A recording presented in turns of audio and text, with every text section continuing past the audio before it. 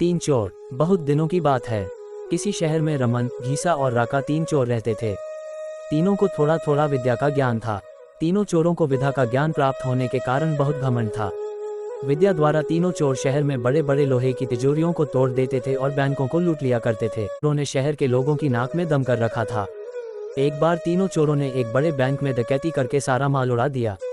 तब पुलिस को खबर हुई तो तीनों चोरों को पकड़, मगर तीनों चोर पास ही के एक घने जंगल में भाग गए। तीनों चोरों ने देखा कि जंगल में बहुत सी हड्डियां बिखरी पड़ी हैं। रमन ने अनुमान लगाकर कहा, ये तो किसी शेर की हड्डियां हैं।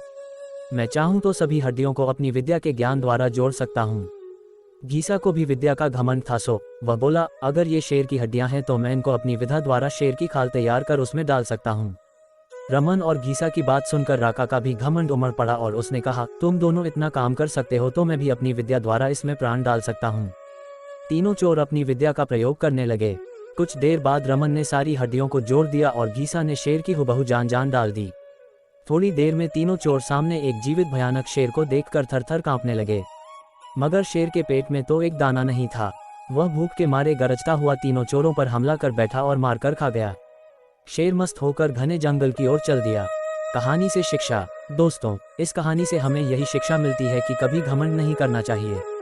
घमंडी को हमेशा दुख का ही सामना करना पड़ता है।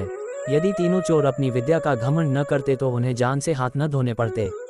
हमें अपनी विद्या का प्रयोग सोच समझकर करना चाहिए।